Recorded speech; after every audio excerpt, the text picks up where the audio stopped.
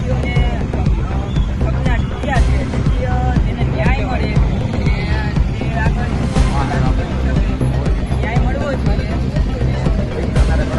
કરનારાને તેને કડકમાં કડક સજા મળી જોઈએ એવી અમારી માંગ છે।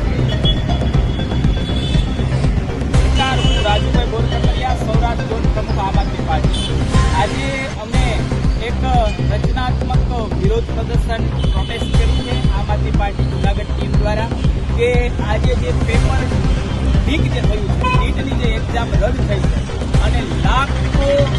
વિદ્યાર્થી લગભગ 2,22,79,000 વિદ્યાર્થીઓનું ભાવિ આજે રોડાઈ ગયું છે। એક સપનાઓ એના રોડાઈ ગયા છે। એમને સફેદ એપ્રોન કરી ડોક્ટર બની સારવાર કરવાની જે સપના હતા એ રોડાઈ ગયા છે। તમે બધા એમ કહેશો કે ભાઈ સપનાઓ ક્યાં રોડાઈ ગયા છે, ફરી એક વખત પરીક્ષા લેવા છે, પણ પરીક્ષા લેવાય અને ફરી વખત પરીક્ષા અપાય એમાં ઘણો ફરક છે। ત્યારે આજે અમારી આખી જુનાગઢ જિલ્લા અને શહેર ટીમ અમારા માનનીય પ્રમુખ હરેશભાઈ સાવલિયા, અશોકભાઈ ઘોસિયા, અમારા જિલ્લા પંચાયતના ચૂંટાયેલા સંબંધીભાઈ શ્રી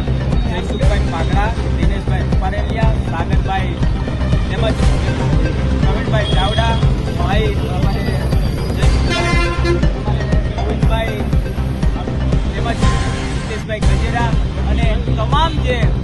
હમણાં ચૂંટણીની અંદર ચૂંટાયેલા તમામ વ્યક્તિઓએ આજે આ પ્રોટેસ્ટની અંદર હાજરી આપી છે અને એ એક સંદેશો આપ્યો છે, જનતાને એક સંદેશો આપ્યો છે અને રાજકીય પાર્ટીને પણ અમે આ સંદેશો આપીએ છીએ કે અમારા